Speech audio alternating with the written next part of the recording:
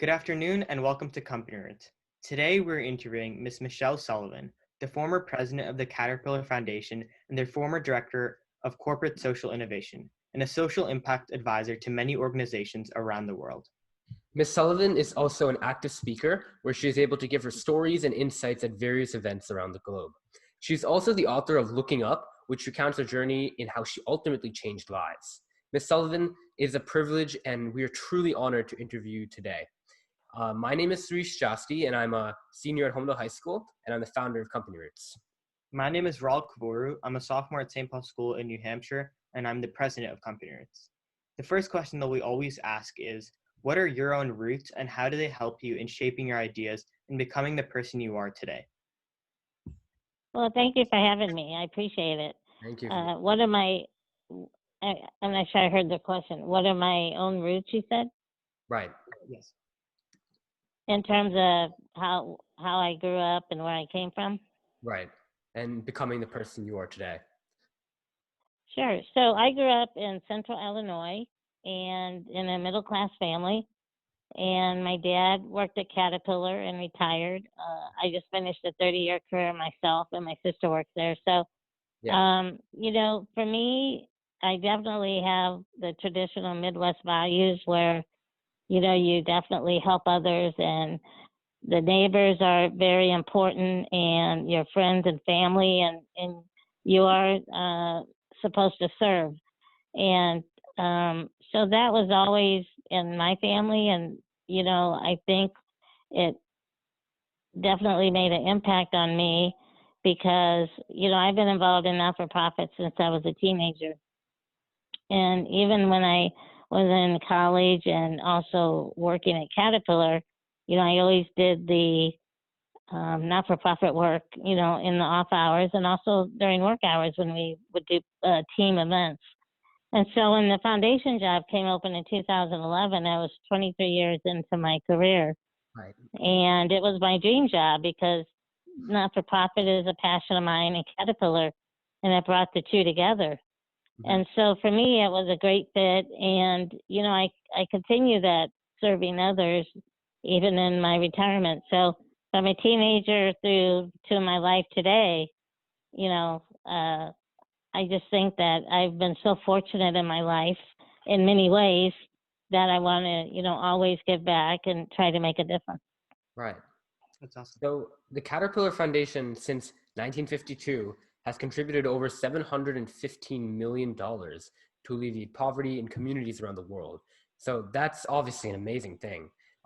You have served as their former president and have been quoted in transitioning Caterpillar from merely transactional to global and strategic. So in what directions did you lead Caterpillar, and what was your biggest impact in the foundation during your career there? Sure. So we did, when I came in, and this at the time, how foundations, a lot of foundations worked is they were transactional, and you wrote the check, and it wasn't as data driven as it is today. As we know, data, access to data, with all the innovation we have, is at our fingertips today. So we definitely were more data driven. We were definitely strategic and influential in those grants. Mm-hmm. And there were several changes. One, we worked on poverty, so we wanted to get to the root cause in whatever area we worked in. We worked in 3 pillars: basic human needs, which was food, water, shelter, and energy. Mm-hmm. We also invested in the second pillar, which was education. The earlier, the better that you can impact children. Right. They get on the right road. And then the third was the environment. So, for instance, when you're in the underdeveloped countries such as Zambia or Rwanda, and you see that the majority of girls are not going to school, when you go there, you can see why, because the majority are walking for water all day long, Right. while the boys are in school. So it wasn't necessarily an investment in directly in education that was going to help as much as if we invested in water. Mm-hmm. Because if we gave them access to water, then the girls Go to school. had no need to walk for water all day. Right. So investing in the root cause was a change. Also, when we could, we invested in girls and women because, like in most countries, the women run the families, right? Who keeps the social schedule? Who keeps the kids going to school? Who takes care of the house? As the women and children go, so goes the family success. So it's very important to invest in girls and women as well, so that they were healthier, they weren't married at age 10, etc. It was very important that we invested in girls and women when we could as well. Yeah. So there were quite a few different moves that we made, and I ran it like a business.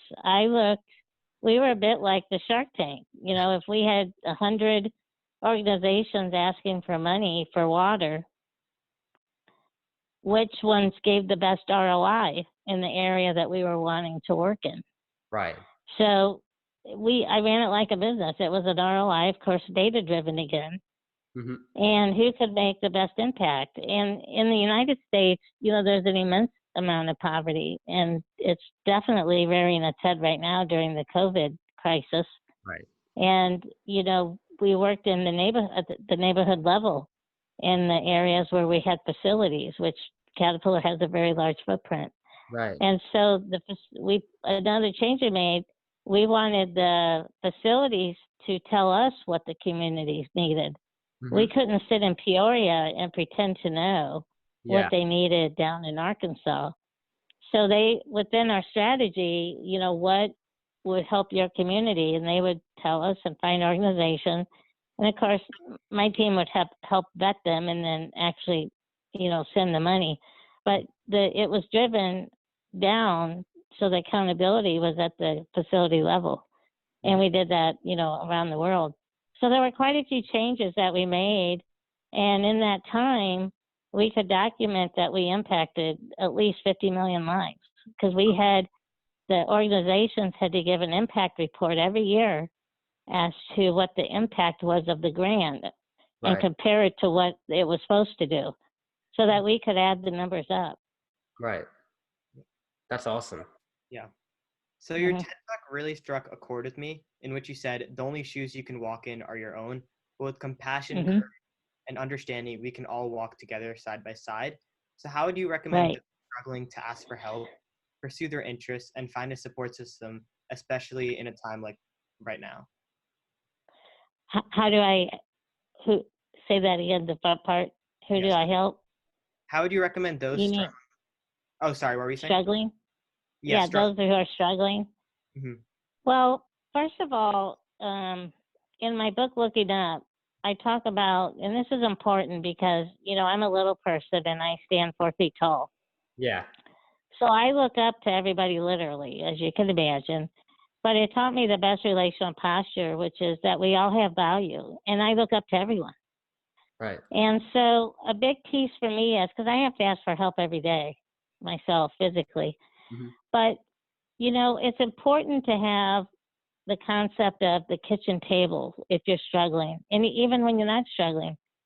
And what I mean by that is I grew up where we ate dinner every night together. My parents would say, so what happened today? What was your excitement today? And, when you're a kid, the most exciting thing is somebody puked right on the floor. And you thought that was the best thing, so you go, oh, somebody puked today. And my parents would giggle and say, okay, other than that, what happened today? Mm-hmm. So when you think about when something really, really good happens to you, for me, for instance, when the Caterpillar job came open, or really bad, you get a bad diagnosis. Mm-hmm. Isn't there a few people, and I mean a few, like the kitchen table, that you call and you tell them first and discuss it? Yeah. And you do that until you get your head around it yourself, right? Mm-hmm. Then when you get your head around it, you start to go out to your village, which is a bigger group of people. So when I'm struggling, I go to my kitchen table first. And it's a different kitchen table depending on what the issue is. Right. And the kitchen table changes in your life. Yeah. My kitchen table is different now than what it was 20 years ago. Mm-hmm. So rely on your kitchen table. You're not ever alone. Right. And So then you have your village. yeah. So how would you define the village? And also in terms of the kitchen table, I'm sure some of your personal role models have been there. So behind every great person is obviously a even greater role model who's kind of inspired them Hmm. in personal characteristics. So who is your Right. inspiration? And then also, now that you're an inspiration for other people, what is your village and community of people? Exactly. So my greatest impact on my life and still today are my parents. My dad has passed, but you know what they've always taught me and are there. I still talk to my dad. But you know, I also have mentors along the way that started in college, and then at Caterpillar is very important as well. And then some of my greatest and longest friends. And so for me, that those are the people that I rely on. And my village, of course, is a bigger group of people who some have been with me my whole life and some maybe a year. But it's funny, there's people that you haven't talked to in 5 years, but when you talk to them, it's like you never skipped a beat. Isn't that strange? But I believe that's the case because you have struck a chord together from the very beginning Hmm. and that you're of like mind. And they also are people who can be honest with me. And sometimes they'll say, Michelle, you know, you're looking at this all wrong, or you're misreading someone's intentions or something. And also, I surround myself by people who lift me up and see the bright side. I gravitate to people who are positive. Right. I've done Strength Finders 34, where there's 34 characteristics. And when you take the test, it ranks what you lean towards more, and you always look at the top 5. Hmm. My top one is positivity. Right. My second one is relator. And I'm a people person. Yeah. So, you know, when you know what your strengths are, and at work, I always surrounded myself with teams that were the experts at whatever the team was doing. I was never the smartest person on my team. Right. I would go find people who were smarter than me and who were great at things that I wasn't. Hmm. And so that's my village as well. I am a very humble person. And, you know, as C.S. Lewis that talks about, you know, being humble isn't talking about, it's not about thinking about yourself less. It's not thinking less of yourself. It's about thinking less of yourself and you think more of others. Right. And I'm very humble in that regard. Yeah. So, what steps would you advise to business and nonprofit leaders to see people in their true light? You know, I think a big chapter in my book is, you know, you have to really get to know people. And we judge people very quickly nowadays. Yeah. We have preconceived notions, whether by what they look like, how they dress, race or religion, or any number of things we judge people by. And I think we lose so much in that translation. Hmm. And I really believe that if we judge people less and really got to know them, for instance, as a leader, I felt that my job was to show you your what you could do, even though you couldn't see it in yourself. Right. That's what my job was. And so I think that if we really get to know people and you're very open, I think diversity, not just of race or sex, but of thought, experience, etc., Hmm. is the greatest gift that you can have Yeah. around you because it gives you a different perspective. And I don't want, I always told my teams, if we all think alike, then I have the wrong team Yeah. because we're not looking at things right then.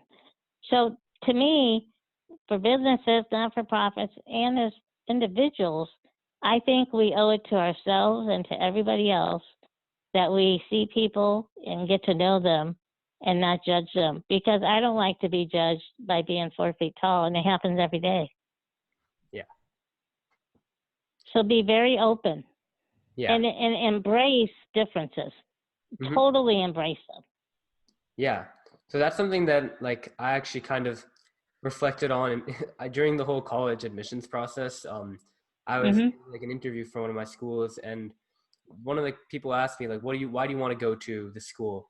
And something that really that I wanted personally was a community where everybody was good at their own thing, and you had Mm-hmm. a bunch of different niches, but more importantly, you had Mm-hmm. people who were really good at their different niches, and you can kind of pull Yeah. from different things and get a really good result as like just having people like that. And you will grow from that because people will think different than you. Hmm. And then that Yeah, definitely. growth. Mm-hmm. So, I gravitate to that. yeah. So how would you say that we should maximize our potentials, both personally and also in the economy and the workforce too? The first thing is, life favors the brave. Hmm. And what I mean by that is you have to be willing to take calculated risk. Hmm. And I'm not talking about jumping off the bridge when there's no water. But, especially if you're young enough, go out and try something that you aren't sure that's what you want. But even if you find out it's not what you want, you will have learned from that experience. So I definitely encourage people to be brave and to take risks. Hmm. And that works both in business and in life. And also, I encourage people to travel because as you travel, and it doesn't just have to be overseas, you travel to different parts of the United States or you travel to the neighborhood that you've never been in, and it could be very impoverished. I guarantee you're going to think differently when you leave. You're going to think differently of the people Hmm. and how you think of yourself. And so I do believe that experience is the most invaluable piece to life more than anything is go experience things. Hmm. And you will see, one, how lucky we are in the United States, for example, if you travel overseas to some countries, you will see how lucky we are here. Yeah, for sure. And also, don't be afraid to work hard. I do feel that, and I'm not going to categorize everybody in this boat, but some young people expect to start out with where their parents are now, the house, the car, Yeah. and I expect to be at that level when I get my new house. Or they get a job, and in 6 months, they think they've learned it all, and they're ready to get promoted. Hmm. And to be honest, I think the first year you're in a job, you learn the job. Hmm. The second year, you know enough that you can start making changes and improve it. And then the third year, you know where to take it. Then you've really done something. Yeah. Because when I would interview people, I want to know what you've changed. Hmm. What did you do? And if you've been in a job a year, it's very unlikely that you've made a profound impact. And I want people who have actually been in the gutter and, worked through the difficult times and then improved it. And I always took jobs that were unstructured, undefined, and then I got to help define them. Hmm. And they were totally different when I left. Mhm. And so you have to pay your dues. Hmm. And you learn from people who have experience. Don't poo-poo them. And vice versa. Don't poo-poo someone that's new coming in and has new ideas. Yeah. I think that's great. I think it works both ways. Sure. Of course. So, aside from Caterpillar, how do you describe some Hmm. of your experiences at the other organizations you advised and served? Sure. When I've traveled and seen the not-for-profit work, which is most of my travels, I get immense value from seeing how the people relate to the folks that they're serving and how they determined what they needed. For instance, on the continent of Africa, well over half the people have cell phones now. Yeah. And so when you're given a small business loan, say of $20, it can all be paid via phone now. Hmm. And that totally transformed quite a few organizations. So as I've traveled, I really have seen how innovation is leapfrogging the improvement that people are making, especially in the poverty space. Right. And I think that's really interesting how that's all happening and pulling together. And also how data and collaboration among organizations is providing profound impact. And that was good to see. And every time I go around anywhere in the world or in the United States, and you see how well collaboration is working, and it's due in part because they're listening to the clients, the people you're trying to serve. And I think it all starts with that. And I really saw that in person, and it was quite interesting. Mm-hmm. So by leapfrogging, do you mean like having technology in the United States, like obviously like high-end cell phones, and bringing that to a place like Africa for cheaper? Well, part of it, not necessarily high-end phones, but access to the internet, Right. access to cell phones, because over there, they don't use the wires like we have here, the telephone wires and all that. Mm-hmm. But also in terms of energy, they're more starting off with, in some areas, renewables, Mm-hmm. but it's also still quite expensive. Yeah. And then in the United States, I believe that there's a gap with access to technology in our schools and neighborhoods, and it's increasing the gap in terms of equality, Mm-hmm. in terms of monetary and opportunity. Yeah. So I So think it's here too. It's definitely here. yeah, and yeah, it definitely makes sense. We're still trying to do a lot of work in both our home country and foreign abroad. Right. So you were named by Inside Philanthropy as one of the 50 most powerful women in philanthropy. So in the nonprofit and philanthropic sector, how would you define the word power? Well, I think what that means is, in terms of the thinking and how we invested, we went from transactional to influential and strategic. Mm-hmm. And also, I believe that with the Caterpillar brand, every piece of the earth is covered by a Caterpillar dealer. So if people heard that the Caterpillar Foundation was investing in water or education or something, people would take note that, oh, if Caterpillar thinks that's important or that this is a problem, maybe I need to learn more about it. Right. And so I think in terms of power, it really means awareness, influence, and that you can really bring other people in to explain what the issues are and bring people to the table to collaborate. And that's what I think it means by that. Okay. Understand. So we always end the interview off on the same question. What advice Mm-hmm. the current generation of high school students that would like to start the process to make a positive impact on society, including solving problems that makes people's lives better, for example, in the social impact field? And how would you recommend you start this process? Well, find out what your passion is. And if you don't know what it is yet, then just jump in and start helping in an organization. And I'd encourage you to work in different types of organizations, maybe a food bank, homeless shelter, after school program, something like that, so that you get a broad sense of what people struggle with. And then also try to take a role. I love that I worked in a not-for-profit and or volunteered really, and then in the business world, because those are two totally different worlds. Yeah. And if you can get that experience, it really does show you there are two unique sides to the coin. Both should be run in terms of ROI, but in the not-for-profit space, when you're scrambling for your dollars and how do you get and help the people you're trying to help, if your office is clear across town from the people you're trying to help, that's not going to work. Yeah. And so you really need to get in there and get your hands dirty and experience it. And then there's no substitute for experience in whatever you want to do. Right. And then also collaborate.